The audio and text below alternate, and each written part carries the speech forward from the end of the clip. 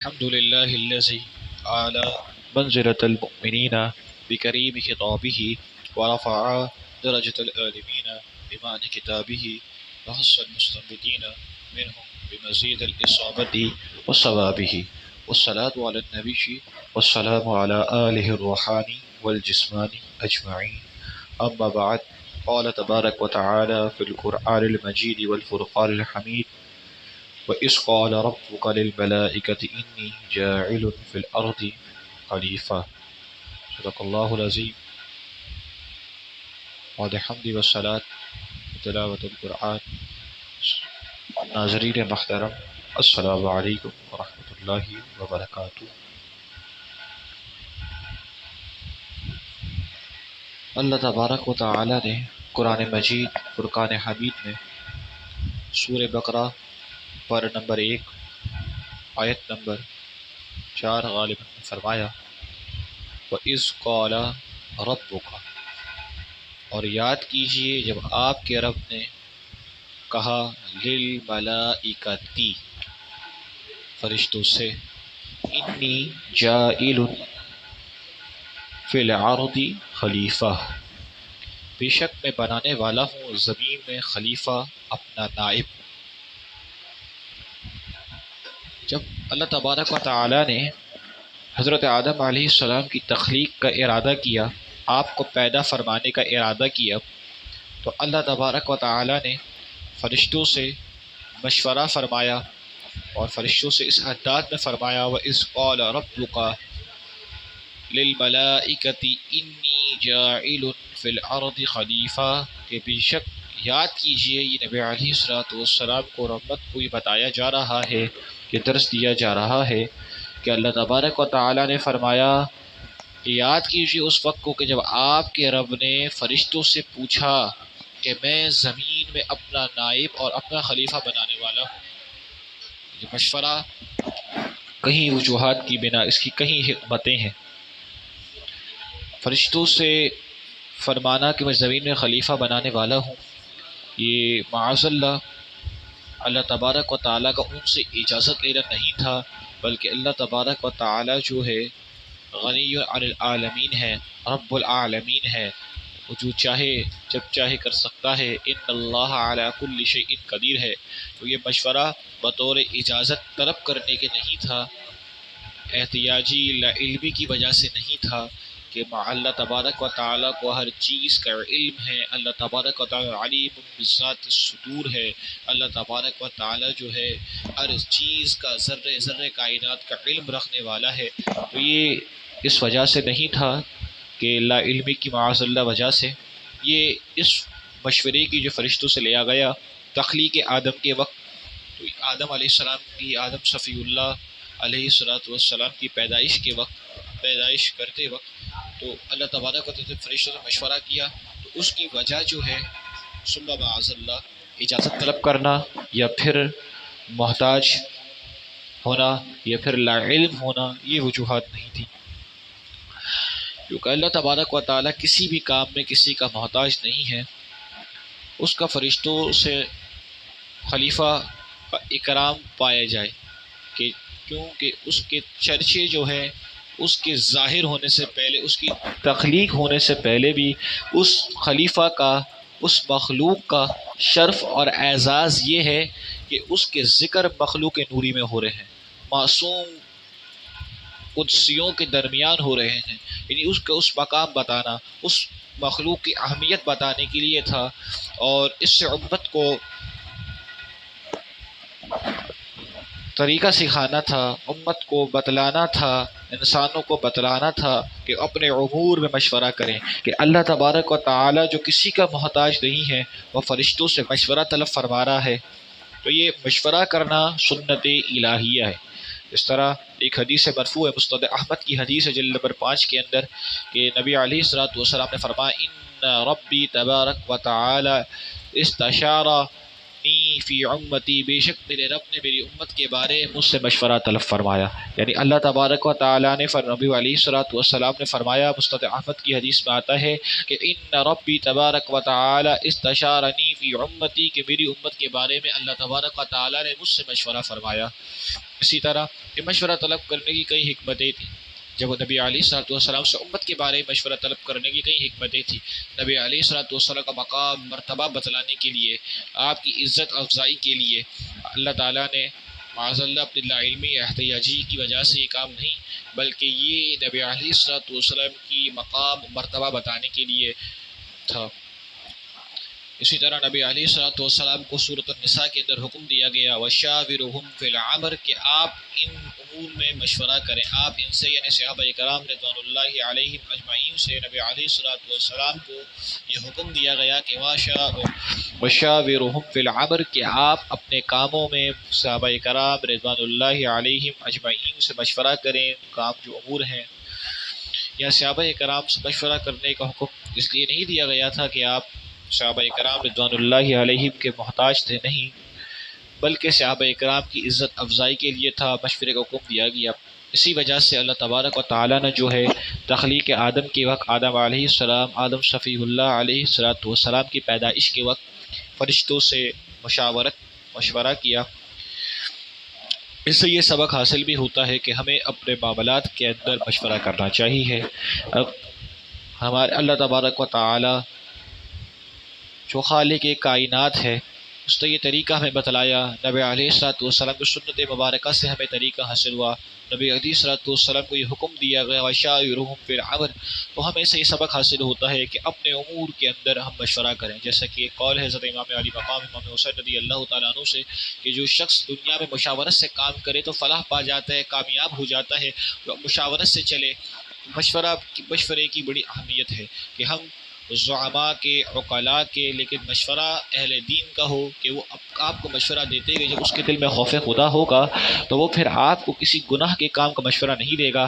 آپ کو اطاعت الہی کے دائرے کار میں رہ کے، اطاعت رسول کے دائرے کار میں رہ کے مشورہ دے گا. وہ ایسا مشورہ نہیں دے گا کہ جس سے اللہ تبارک و تعالیٰ کی نافرمانی ہوتی ہو، بلکہ مشورہ مبنی رضا الہی پر ہوگا، اللہ تبارک و تعالیٰ کی رضا پر مبنی ہوگا. کسی قسم کا ایسا مشورہ نہیں دے گا. تو فاسق، فاجر، گنہگار، لا علم سے مشورہ نہ لیا جائے، بلکہ زعماء سے مشورہ لیا جائے. اسی لیے خواتین سے بھی بعض اوقات مشورہ لینے سے منع کیا گیا ہے.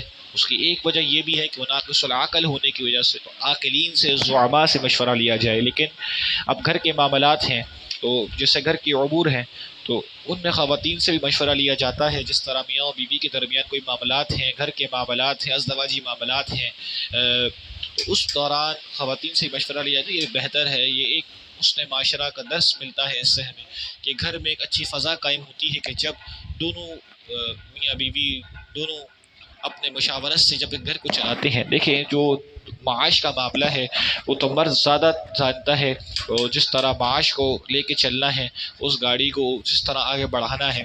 لیکن جو گھر کے معاملات ہیں کہ گھر کے معاملات کو کس طرح ڈسکس کرنا ہے، کس طرح اس آگے لے کے چلنا ہے، یہ مشورہ زعماء اور عقلاء سے ہونا چاہیے.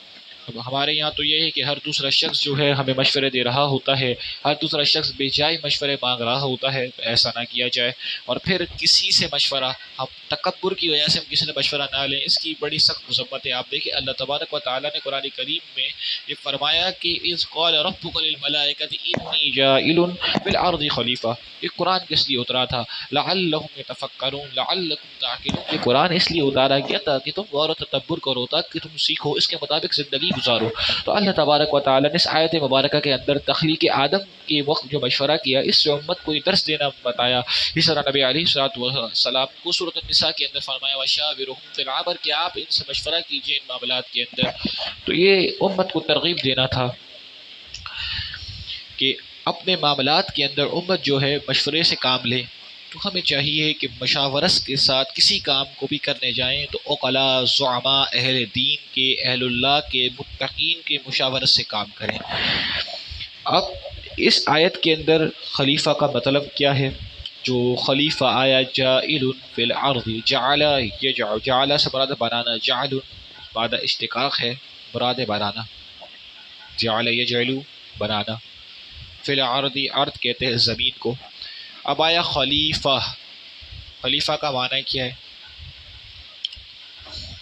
خلیفہ کا معنی ہے پیچھے آنے والا اور نائب، پیچھے آنے والا اور نائب۔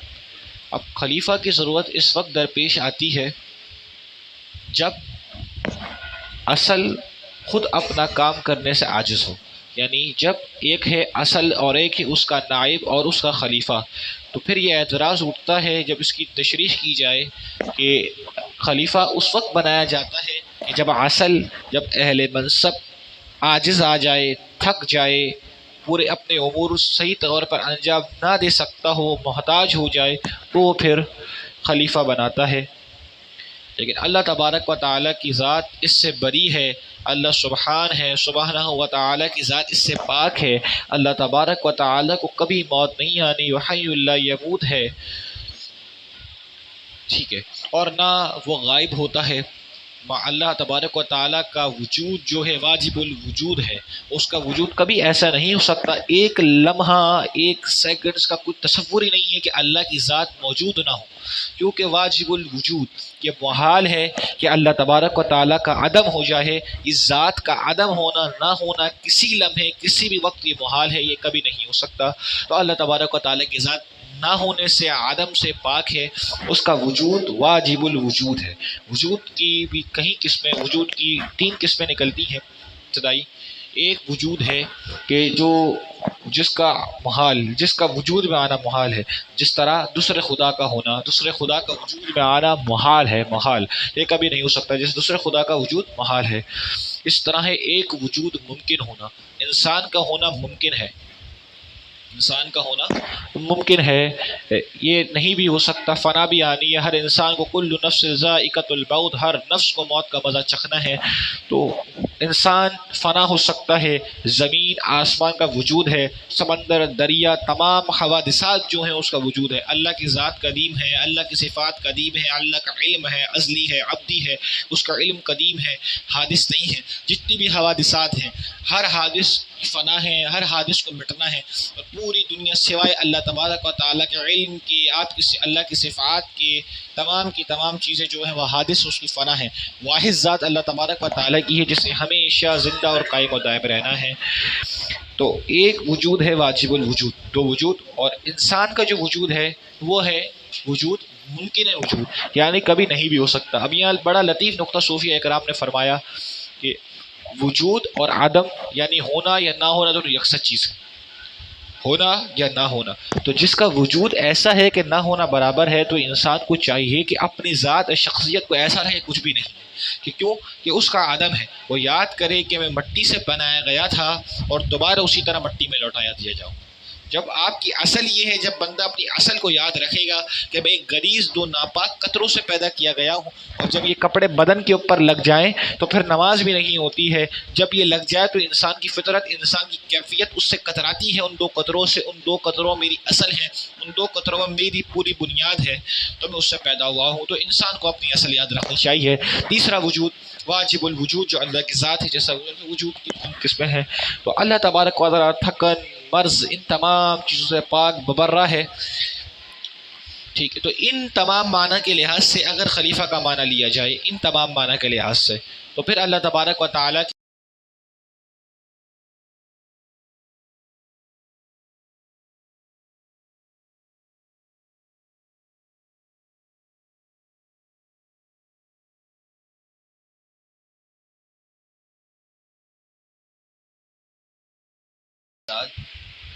ان تمام چیزوں سے جو ہے پاک ہے، کہ خلیفہ کا یہ معنی یا لینا درست نہیں ہے، ٹھیک۔ اب تو اللہ تعالیٰ خلیفہ بنانے کا کیا مطلب؟ پھر اعتراض آئے گا کہ جب یہ معنی نہیں لیے جاتے، اللہ تبارک تعالیٰ پاک ہے، اور اگر ظاہری طور پہ لفظ خلیفہ کے معنی تشریح کی جائے تو یہ نکلتا ہے، تو پھر یہ اعتراض اور یہ سوال وارد ہوتا ہے کہ پھر اللہ تبارک و تعالیٰ نے خلیفہ، انی جاعل فی الارض خلیفہ، خلیفہ کیوں بنایا زمین پر؟ حضرت آدم علیہ السلام اور انسانوں کی پیدائش کیوں کی؟ یہاں خلیفہ کا معنی جو ہے پیچھے آنے والا نہیں بلکہ نائب ہے، یعنی اللہ تبارک و تعالیٰ کا نائب ہو کر زمین و آسمان میں اشیاء میں تصرف کرنے والا۔ نائب ہونے کی ضرورت بھی اللہ تعالیٰ کو نہیں تھی، وہ اس کا محتاج نہیں تھا، خلیفہ بنانا تھا مخلوق کی طرف، وہ اس کی محتاج تھی۔ انسان بہت سی قدرتوں کے اندر، ظلمات جسمانی میں رکھتا تھا، بہت سے خرابیاں، بہت سے عیب انسان رکھتا تھا، تو ان ظلمات سے نور کی طرف منتقل کرنے کے لیے اسے ایسے خلیفہ کی ضرورت تھی۔ دیکھیں، جس سے وہ فیض لے رہا ہے، فیض دینے والے اور فیض دینے والے کے درمیان کوئی مناسبت ہونی چاہیے، کوئی ذریعہ ایسا ہونا چاہیے جو دونوں برابری رکھتا ہو۔ اور اللہ کی ذات سبحان ہے، وہ تمام چیزوں سے پاک ہے۔ جبکہ مخلوق اور انسان دیکھا جائے تو وہ ظلمات جسمانی میں بہت سارے قدرت ظلمات میں رکھتا ہے، تو اب اسے ان ظلمات سے نور کی طرف منتقل کرنے کے لیے، راہ ہدایت کی طرف گامزن کرنے کے لیے جو ذریعہ ہے وہ خلیفہ ہے۔ یعنی خلیفہ اللہ تبارک و تعالیٰ سے وہ فیض لے، ان نورات، اس نور کو لے، اور اس خلیفہ کے ذریعے وہ نور مخلوق تک منتقل ہو، اور وہ خلیفہ وہ جو اللہ تبارک و تعالیٰ اپنا نائب، انی جاعل فی الارض خلیفہ، زمین پر اپنا نائب بنانے والا ہے، ان ظلمات سے ان مخلوق کو نور کی طرف، ہدایت کے راستے کی طرف، روشنیوں کی طرف، گمراہی سے نکال کر راہ ہدایت پر، صراط مستقیم پر گامزن کرے۔ تو یہ خلیفہ کا مطلب تھا، یہ خلیفہ کا مقصد ہے، خلیفہ بنانے کا مقصد یہ ہے۔ اسی طرح پھر جس طرح انسان اور حیوانوں کے جسموں میں ہڈیاں اور گوشت ہوتا ہے، ہڈیاں سخت ہیں اور گوشت نرم ہے۔ ہڈی اپنے جسم کی وجہ سے گوشت سے غذا حاصل نہیں کر سکتی، کیونکہ آپ دیکھیں دونوں ایک دوسرے کے ضد ہیں، ایک شے نرم ہے ہڈی، اور گوشت جو ہے وہ نرم ہے۔ تو ہڈی جو ہے گوشت سے غذا حاصل ڈائریکٹلی نہیں کر سکتی، اسے ایک ایسا ذریعہ چاہیے۔ تو اللہ تبارک و تعالیٰ نے اپنی حکمت کاملہ سے گوشت اور ہڈیوں کے درمیان جو ہے پٹھے بطور واسطے رکھے، کہ پٹھے اپنے نرم حصے سے گوشت سے غذا حاصل کرتے ہیں اور پھر ہڈیوں کو پہنچاتے ہیں۔ اسی طرح خلیفہ کا کام ہے کہ خلیفہ اللہ تبارک و تعالیٰ کی ذات سے نور لے، ہدایت لے، اور مخلوق تک اس کے ذریعے سے پہنچے۔ تو یہ مخلوق کو ضرورت ہے خلیفہ کی، اللہ تبارک و تعالیٰ کی ذات اس سے پاک مبرہ سبحان ہے۔ اب یہاں پر ایک نقطہ مفسرین نے لکھا کہ حضرت آدم علیہ السلام کو خلیفہ بنانے کے متعلق جو مشورہ کیا گیا، اس سے مراد صرف آدم علیہ السلام نہیں تھے، اس سے مراد صرف ذات آدم نہیں تھی، آپ کی تمام اولاد مراد تھی، کہ جو اس میں خلیفہ کا حق رکھیں گے، خلافت بنیں گے، خلافت کے منصب پر فائز ہوں گے، تمام مراد تھی۔ بلکہ آدم اور آپ کی اولاد سے اور بعض حضرات جو اس خلافت کے منصب کے اہل ہوں گے، یہ سب مراد تھے۔ یعنی جو امت مسلمہ میں جو اس خلافت کے حقدار ہوں گے، چلتے چلتے خلافت چلتی رہی، جو حقدار ہوں گے، تمام کے متعلق یہ مشورہ کیا گیا، اور وہ افراد آدم کی اولاد میں سے ہوں گے، انسانوں میں سے ہوں گے، اور حضرت محمد تک پیدا ہونے والے تمام انبیاء اور رسول کے بارے میں مشورہ کیا گیا۔ تو یہ مفسرین نے نقطہ فرمایا،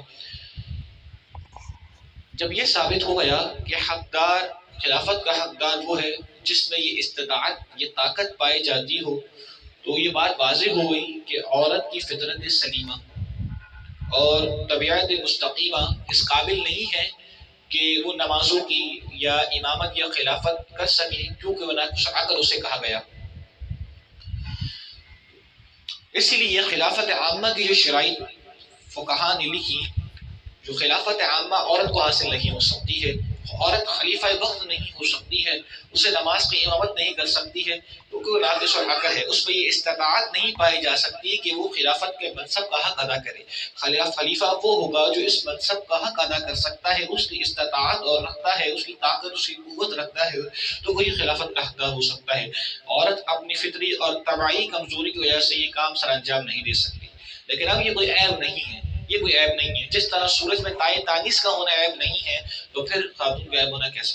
تو یہ بات، سورج کا مؤنث ہونا عربی زبان کے اندر تائے تانیث سورج میں عیب نہیں ہے، تو خاتون میں عیب کیسے؟ اس سے بڑی کرم نواز اللہ تبارک نے نوازا، تو یہ کوئی عیب کی بات نہیں ہے۔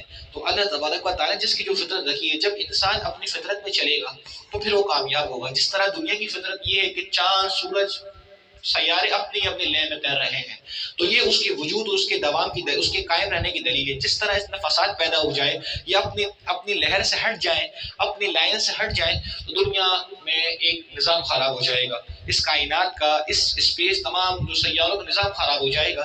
اس طرح انسان کی فطرت ہے، جب وہ اللہ تبارک و تعالیٰ کی فطرت سے ہٹ جائے گا، اللہ تبارک و تعالیٰ کے نظام سے ہٹ جائے گا، تو پھر اس کے جسم میں، اس کی فطرت میں فساد برپا ہو جائے گا، وہ اپنی عزت کو کھو دے گا۔ اب انسان نے اپنی عزت کو کیوں کھویا؟ انسان نے اپنے معیار کو کیوں کھویا؟ انسان نے اپنے، مسلمانوں نے اپنے معیار کو اس لیے کھویا، انسان اشرف المخلوقات ہونے کے باوجود اپنے معیار کو، اپنی عزت کو روئے زمین پہ اس لیے کھو بیٹھا کہ اس نے اپنی فطرت کے مطابق اپنے آپ کو نہیں چلایا، قرآن و سنت کے مطابق اپنے آپ کو نہیں چلایا۔ اب آپ خاتون کی مثال لے لیں کہ آج صبح معاذ اللہ کہ ان سڑکوں کے اوپر میرا جسم میری مرضی کے نعرے بلند کیے جاتے ہیں کہ ہمارا جسم ہماری مرضی، تو آپ اس وقت کو یاد رکھیں کہ نبی علیہ الصلوۃ والسلام کی اس دنیا میں آمد سے پہلے خواتین کو زندہ درگور کر دیا جاتا تھا، یہ عالم تھا۔ اور نبی علیہ الصلوۃ والسلام آئے تو آپ نے اس طرح آپ نے خواتین کو عزت بخشی کہ اب نبی علیہ الصلوۃ والسلام نے فرمایا کہ میرا خاندان ایک فاطمہ سے چلے گا، یعنی آپ نے یہ حضرت سیدہ فاطمہ کو عزت اور مقام مرتبہ دیا کہ سیدہ فاطمہ کو اپنے جگہ کا ٹکڑا کہا، تو یہ اور آپ کو مقام مرتبہ دیا۔ لیکن پھر خواتین کون سی عزیز ہوں گی جو سیدہ فاطمہ رضی اللہ عنہا طیبہ طاہرہ کی سیرت پر چلے، جو امہات المؤمنین سیدہ عائشہ رضی اللہ عنہا، حضرت خدیجہ کبریٰ رضی اللہ تعالی عنہا کی سیرت، سیدتنا خدیجہ کبریٰ رضی اللہ تعالی عنہا کی سیرت طیبہ پر چلے، ان کے اسوہ حسنہ پر چلے، تو وہ خواتین پھر اپنی عزت معاشرے میں بنائیں گی۔ یہ میرا جسم میری مرضی، یہ کون سا نعرہ ہے؟ یہ کسی مسلمان کا نعرہ نہیں ہو سکتا۔ اگر آپ میرا جسم میری مرضی کسی اور سینس میں بھی کہتے ہیں، آپ دیکھیں جب عورت اپنے فطرت سے نکلے گی تو پھر وہ اپنی فطرت سے نکلنے کے بعد کبھی عزت نہیں پائے گی، کبھی فلاح نہیں پائے گی، بلکہ جو بھی شخص، جو بھی انسان، جو بھی چیز اپنی فطرت جس پر اس کو پیدا کیا گیا اپنی استطاعت سے نکلے گا تو پھر وہ اس پر قائم نہیں رہ سکے گا، تو پھر اس کے لیے فساد کا باعث بن جائے گی۔ اب اسی طرح خلیفہ بنانے کا مقصد کیا تھا؟ خلیفہ بنانے کا مقصد یہ تھا کہ وہ اللہ کے احکام مخلوق تک پہنچائے، اور رب تبارک و تعالیٰ کے حکم، جس کا اس نے حکم دیا اس کو حکم کو پہنچائے، جس سے منع کیا اس سے روکے، تو یہ خلیفہ کا کام تھا۔ مسلمانوں کی اکثریت جب اس نظام کو چلانے والی ہو تو امت مسلمہ کفار پر غالب رہے، یہ خلافت عامہ کا مقصد بھی ہے، یعنی صحابہ اکرام کو خلافت عامہ ہوئی، خلافت خاصہ جن کو نصیب ہوئی، اس میں تو اور بھی دیگر شرائط ہیں۔ خلافت عامہ کا ایک بنیادی اصول یہ بھی ہے کہ وہ کفار پر غالب ہو، کیونکہ دیکھیں کفر سب سے بڑا گناہ ہے، جب کفر پہ غلبہ ہوگا تو دیگر امور دین جو ہے وہ انجام ہو سکتے ہیں۔ تو ریاست اسلامی کو کفر پر غلبہ ہو، کفر آپ پر غالب نہ ہو، تو ریاست اسلامی جو اسلامی ریاست ہوگی اس کا پہلا نقطۂ نظر، پہلی بنیادی چیز یہ ہوگی کہ کفر پر غلبہ ہوگا۔ جب غلبہ کفر ہوگا، کفر پر غالب ہوں گے آپ، جبھی آپ دیگر امور دے سکتے ہیں، اور کفر پر غلبہ ایک ذریعہ واحد جو ہے سب سے بڑا وہ ہے جہاد، جہاد کے ذریعے۔ جہاد کی ایک بڑا اہم فریضہ ہے دین کا، تو خلیفہ کا مقصد یہ تمام امور ہوتے ہیں۔ اگر ہم اس کی وضاحت، اگر ہم خلافت عامہ، خلافت خاصہ، پھر سے صحابہ اکرام رضوان اللہ علیہم اجمعین اگر ہم کرنا چاہیں تو یہ ماہ رمضان، ماہ سیام بھی ہمیں کم پڑ جائے، لیکن ہماری نشست ختم نہ ہو تو ہم تو مختلف نقطے جو اکابرین نے لکھے، وہ چیدہ مسائل جو ہم بیان کر سکتے ہیں کرتے ہیں اس نشست کے اندر۔ تو خلیفہ بنانے کا مقصد یہ تھا کہ مسلمان ایمان اور عمل میں کامل ہو جائیں، تو یہ مقصد تھا۔ کامل ایمان کا معیار اللہ تعالیٰ، اللہ کی محبت تمام محبتوں پر غالب رہے، یعنی اگر انسان کو اپنا ایمان کامل کرنا ہے، کامل مومن بننا ہے، تو اس پر تمام چیزوں پر رسول اللہ علیہ الصلوۃ والسلام کی محبت غالب ہونی چاہیے۔ نبی علیہ الصلوۃ والسلام لا یؤمن، کوئی شخص مومن نہیں ہو حتی اکون احب الیہ، کوئی شخص اس وقت تک مومن نہیں ہو سکتا جب تک میں اسے، اس کی جان، اس کی اولاد و مال سے بڑھ کے نہ ہو جاؤں، کوئی چیز بڑھ نہیں سکتا اس سے۔ جب نبی علیہ الصلوۃ والسلام نے یہ فرمایا کوئی شخص اس وقت تک مومن نہیں ہو سکتا کہ کوئی اس کی مال، اس کی جان سے، اس کی مال، اس کی اولاد سے زیادہ اسے عزیز نہ ہو جائے۔ سید عمر رضی اللہ تعالیٰ عنہ نے فرمایا کہ نبی علیہ الصلوۃ والسلام آپ سوائے میری جان کی مجھے تمام چیزوں سے عزیز ہے۔ نبی علیہ الصلوۃ والسلام نے جب آپ پہ نظر التفات فرمائی تو آپ کو مقام مرتبہ ادا ہو گیا، پھر آپ نے فرمایا حضور آپ میری جانوں سے ہی مجھے زیادہ عزیز ہے۔ تو یہ حضور کی محبت جو ہے کامل ایمان کا ذریعہ ہے، محبت ہونا۔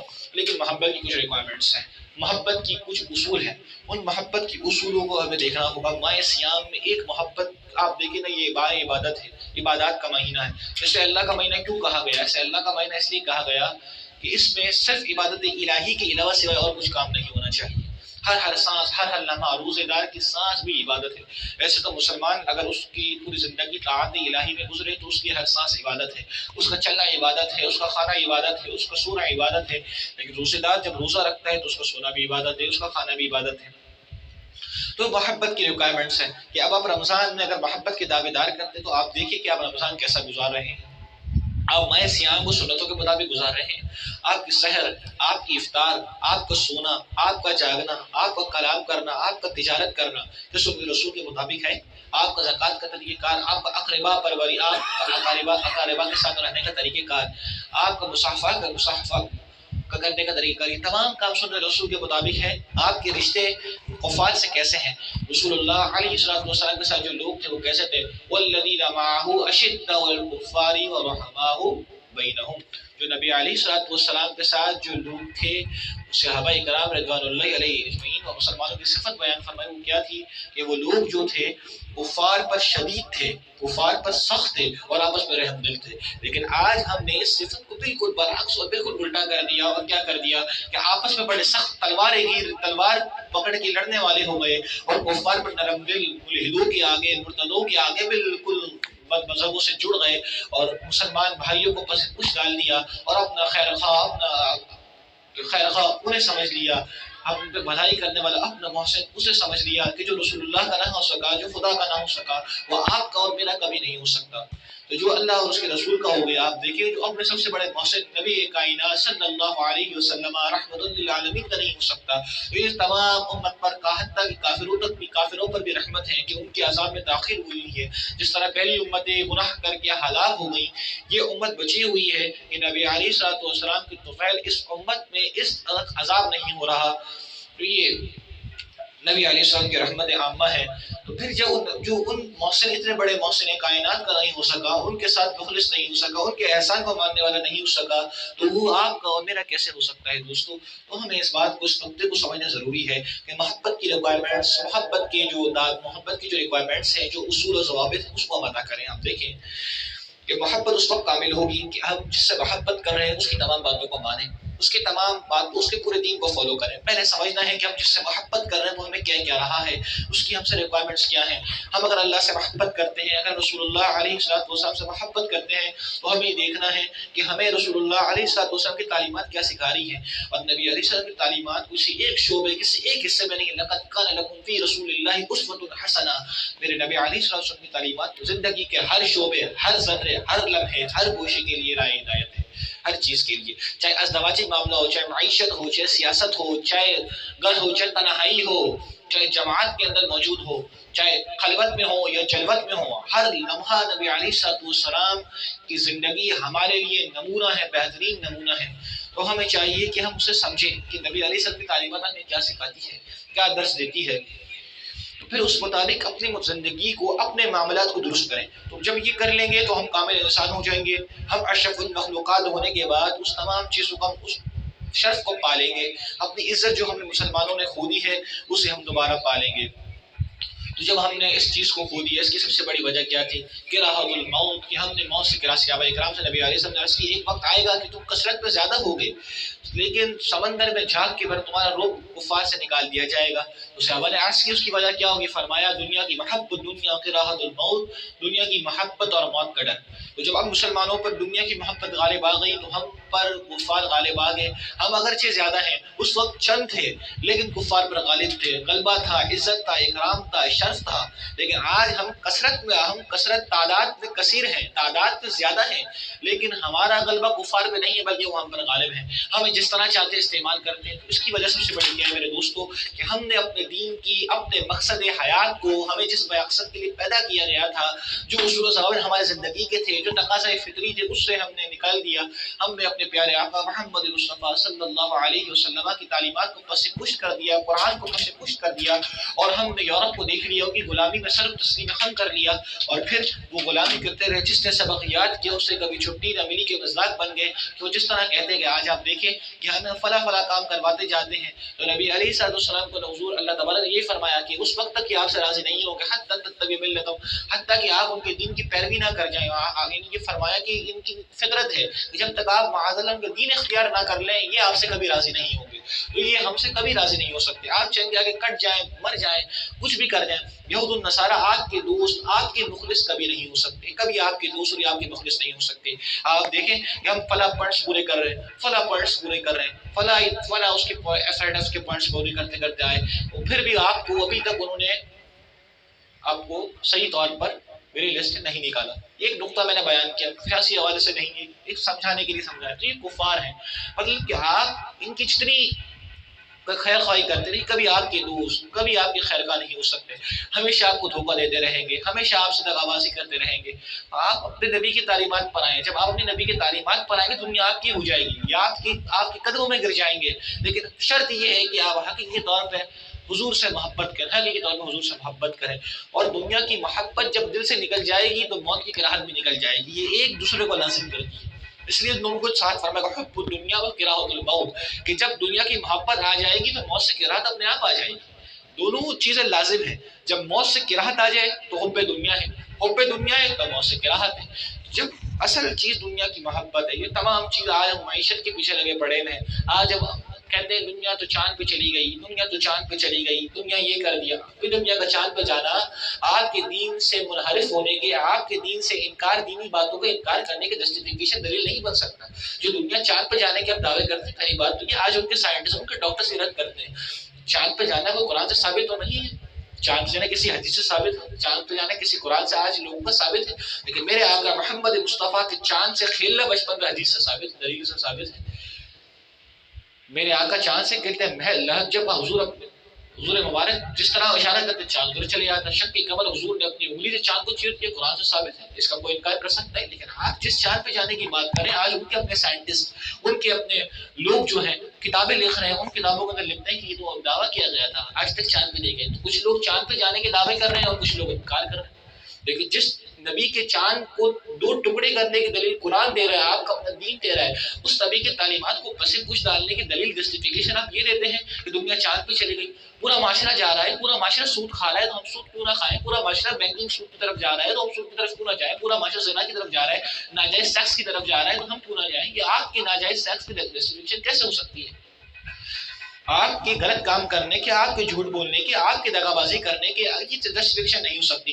معاشرہ خراب ہے، اب یہ تم دین کیسے لے کے آ رہے ہو، یہ دین پرانا ہے، معاذ اللہ ثم معاذ اللہ، یعنی یہ اس طرح کی باتیں، دنیا تو چاند پہ چلی گئی، تم ابھی تک دین لے کے بیٹھے ہو، تم ابھی تک منبر و محراب لے کے بیٹھے ہو، انہی باتوں کو کرتے ہو، یہ آپ کے چاند پہ جانے کی جسٹیفیکیشن، آپ کے غلط کام، یہ کسی معاشرے کے جانے کی طرف۔ اب آپ یوسف علیہ السلام کو دیکھیں کہ جب آپ کو بے حیائی کی طرف بلایا گیا، آپ کو دعوت دی گئی، اس وقت اس معاشرے کے اندر اس چیز کو برا نہیں سمجھا جاتا تھا، اس معاشرے کے اندر اس چیز کو ایک لذت سمجھا جاتا تھا، معاشرے میں اس کو برا نہیں سمجھا جاتا تھا۔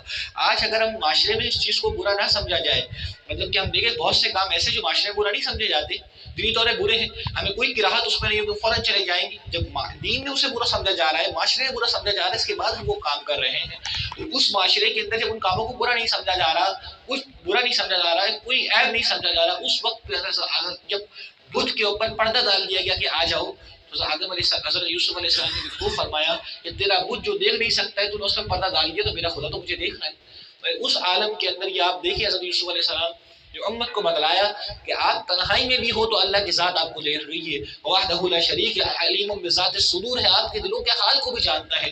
تو معاشرہ آپ کی غلط کاموں کی جسٹیفیکیشن، آپ کے غلط کاموں کی، آپ کے دین سے منحرف ہونے کی، آپ کے دین سے انحراف کرنے کی دلیل کبھی بھی نہیں ہو سکتا۔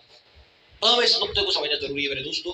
تو مسلمانوں نے آج اپنا مقصد کیوں کھویا، آج اپنا مقصد، آج اپنا شرف کیوں کھویا کہ ہم نے اپنے نبی علیہ السلام کی تعلیمات کو چھوڑ دیا، اپنے مقصد حیات کو چھوڑ دیا، ہمیں جس مقصد پر پیدا کیا گیا تھا، جس طرح تخلیق کی گئی تھی، ہم نے اسے چھوڑ دیا۔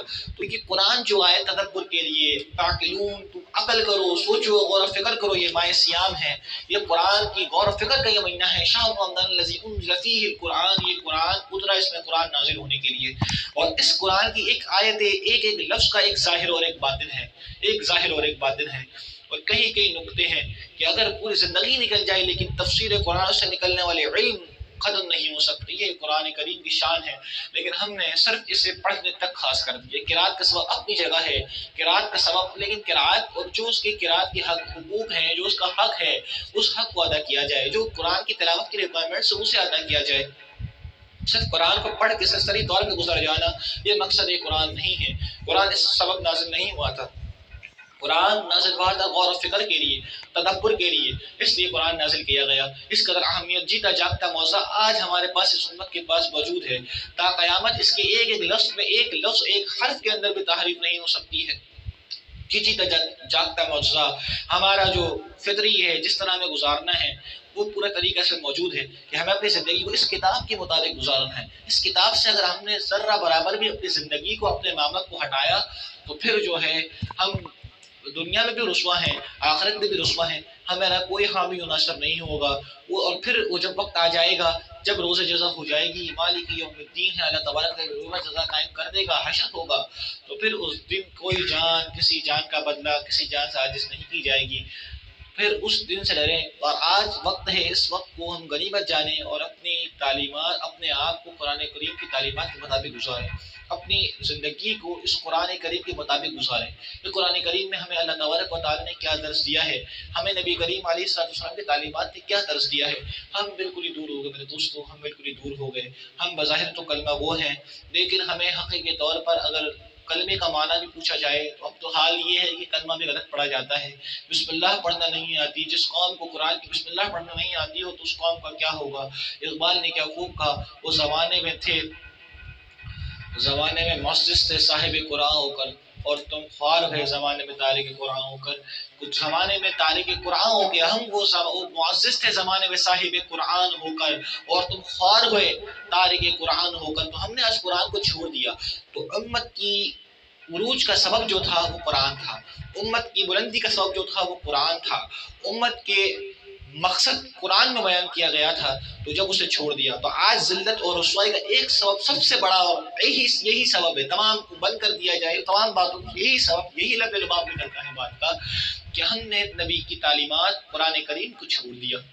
تو ہم زمانے میں کثیر ہونے کے بعد، مال و دولت ہونے کے بعد، 52 ممالک اسلام کی غالباً تعداد ہے، اتنی بڑی ہم نے اپنی ایک گروہ بنایا، ایک بلاک بنایا، لیکن ان کی تلواریں رقص کرنے کے لیے ہیں۔ مسلمان ظلم و برباد کے شکار ہو رہے ہیں۔ آپ ان کفار پہ زیادہ ہیں، آپ کے پاس تیل ہے، آپ کے پاس معدنیات ہے، آپ کے پاس بڑے بڑے ذخائر ہیں، آپ کے پاس دولت ہے، آپ کے پاس اقتدار ہے، اس کے بعد بھی آپ کفار پر غالب کیوں نہیں آ رہے؟ تو ایک وجہ ہے کہ حب الدنیا و کراہت الموت، کہ دنیا کی محبت اور جو ہے موت سے کراہت کرنا اور قرآن کا تارک ہو جانا۔